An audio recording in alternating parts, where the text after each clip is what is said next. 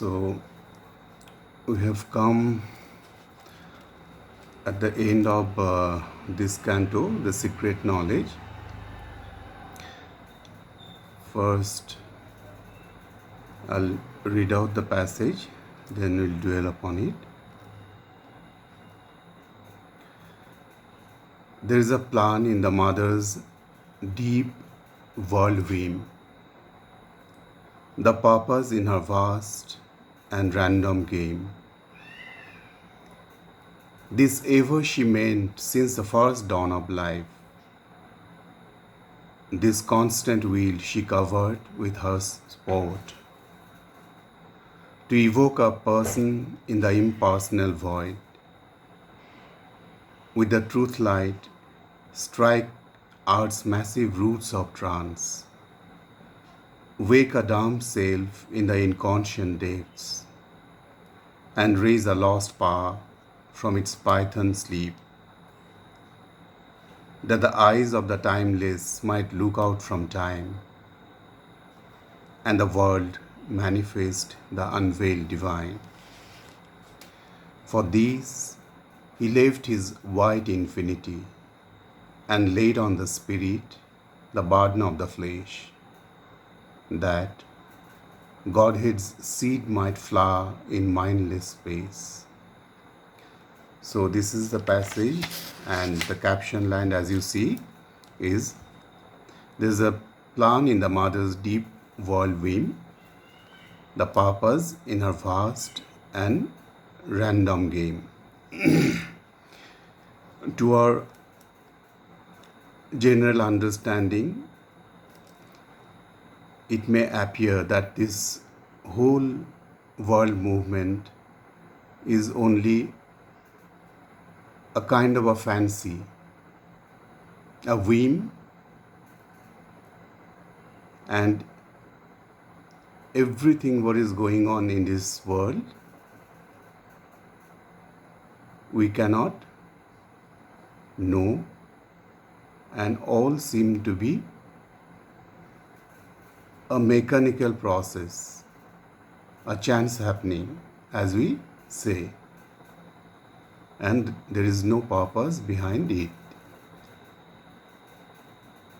But it is not true. Actually, there is a plan, a divine plan. Last time also we discussed about it a little bit, that both divine's two aspects, Purusha and Prakriti, they are at play. They play a game, and out of this play, this game, this world movement starts. And it is like the whole world movement is like a theater in which we seem to be puppets, but actually behind this there is a game being played. In fact, Purusha is playing with Prakriti, that is Purusha, the divine, the God, coming down and playing with his paramour, nature, the mother. So this is a game, although certain events may give the impression that it is a play of chance, of things happening at random, but in actual fact, there is a purpose behind it. This ever she meant since the first dawn of life, this constant wheel she covered with her sport, to evoke a person in the impersonal void. With the truth light strike art's massive roots of trance. See, ever since the first element of life broke out in this material universe, they started the process of this plan being executed. this divine plan. The purpose started being fulfilled. Because although it might seem to us that it is a lila, a game played, of which we are not aware, but it is a meticulous plan that is being executed by the Divine Mother herself. All this was a featureless void before life sprang up in this world. This world, in fact, what happened? The Divine chose to come down from his transcendental state, of which we discussed earlier also. So it is very pertinent. The Divine chose to come down here in the material world and stay put there in the matter, in the inconscient, as if in a torpor, as if in a sleep. And from there itself, then he woke in the process, become conscious, as a result of which out of matter came life, out of life came mind, as we know, and it is a long path from this ordinary mind of ours to those higher realms of mind, going right up to the superconscient, which we discussed earlier. So first what happened? He came down and remained in the trance condition, in the inconscient, in his own nether realm, remained in sleep, then awoke, and as a result, out of matter, life is born. All living beings are born, including human being. So you can see clearly that it is, first we spoke of earlier, that it is, the first movement is of involution of the Divine, coming down and getting involved in his nethermost state, that is inconscient matter. That is the first movement. And the return movement is what? Growing in consciousness from matter to life, from life to mind, and from mind to other spiritual, mental planes of consciousness, going up,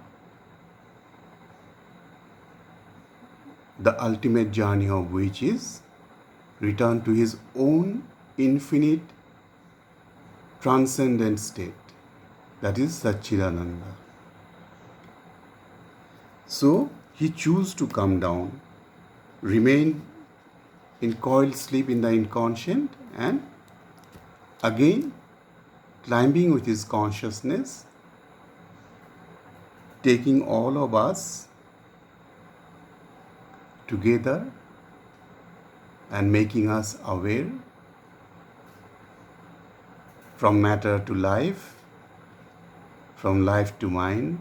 Now you are in mind, and slowly progressing upward again.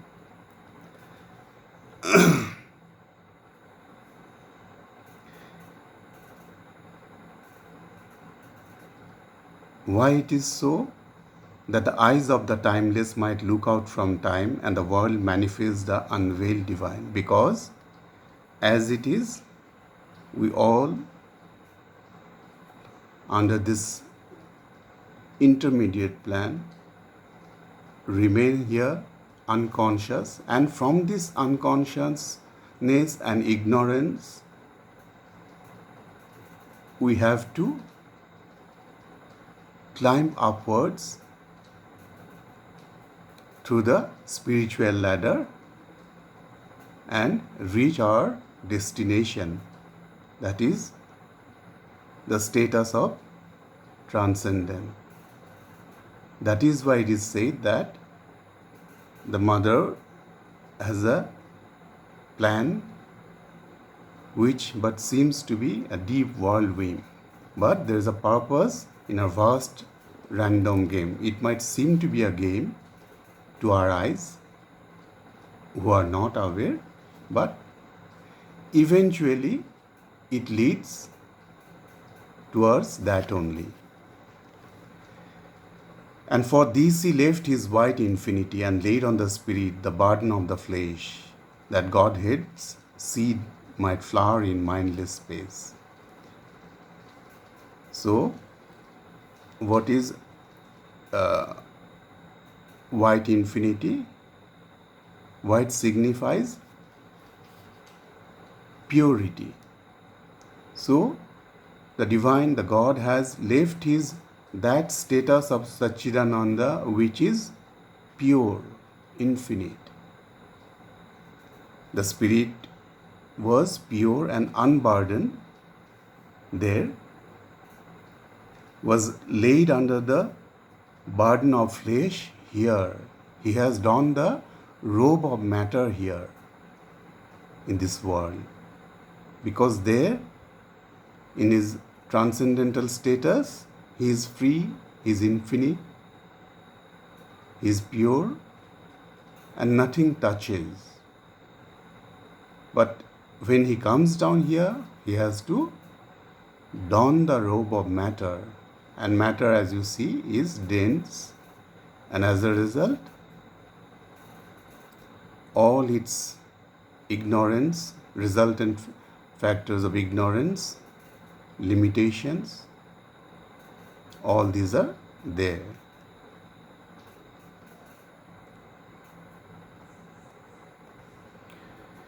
So, thus it comes to the end of Canto 4, the secret knowledge.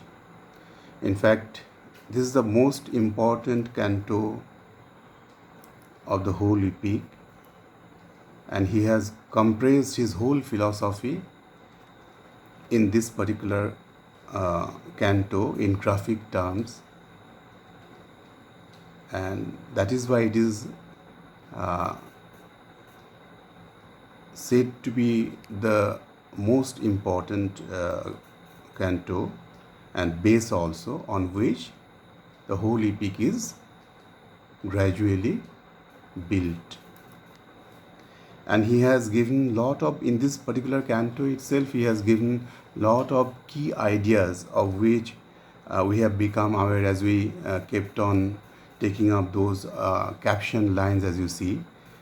Very beautiful captioned lines. There were epigrams also giving some important messages, like we'll take up some sunrise splendors. There only the dawn, the real sun is yet to come. We came upon it in our course. Our vastness awaits discovery, and even when we are not aware and attentive, our souls, our inner parts grow towards the light. That is one. Then also, God shall grow up while the wise men talk and sleep. This also we took up. We discussed that while the whole world seemed to be unaware and very busy in discussing about their intelligent ideas and discoveries and inventions, what they have done with their own resources, of course without reaching into any decisive conclusions. Meanwhile, behind all this, God is growing up in humanity, in human beings, including those who talk big, but till now have not been able to delve a little deeper to search for the truth. Why do you exist in this world? Why have we come down? What is the purpose, true purpose of our birth here? What truly is our mission on earth? What is death at all? All these they do not know and remain so, but talk big. However, they are also within the ambit of divine's working. So, as we see elsewhere also in Savitri, in their slow round the cycles turn to her call. So all will be turning to her call, means Divine Mother's call, sometime or other in his or her own time. So it's a matter of time only. Like this is one. Then other key thought we find is there is Purusha and Prakriti. We found how they play with each other, and their game entails the whole of humanity. Although we do not seem to know, we do not seem to understand why is it so, why we suffer here, what is the reason of our suffering here, and how we can improve our life, how we can ride over our suffering, our illness. All these things we do not know, but behind all there is this play, the game, the lila going on, played by both, that is the divine and the divine's other half, that is Purusha and Prakriti. So that is also a key idea. Then last time probably we found about the master of existence lurks in us. This we found. So he grows up from the state of a tiny seed, master of existence. The divine is here within us as a portion deep down in our heart, and on one part remains as a weakness, and on the other carries out or effectuates rather our life movements remaining behind, so that in time we rise from our usual ordinary state of consciousness to seek the truth of our existence. And that also is a play of the Divine Mother herself. So all these ideas are key. These are key ideas which contain in this particular canto, that is Secret Knowledge. So it's a beautiful one, and we have just come to the end. And next time we'll be taking up Canto 5, that is the Yoga of the King. the yoga of the spirit's freedom and greatness. So I think we all enjoyed going through this particular canto, because it's one of my favorite canto also. It's really beautiful.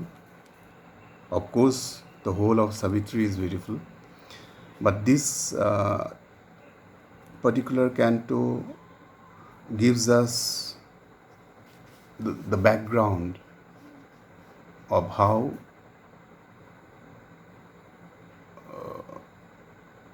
the other books, other cantos are developing and taking shape. It is based on this particular canto only. So that's the end of it.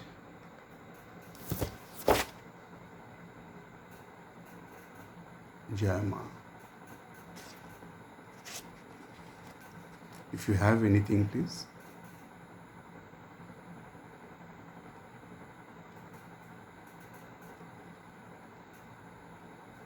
Okay.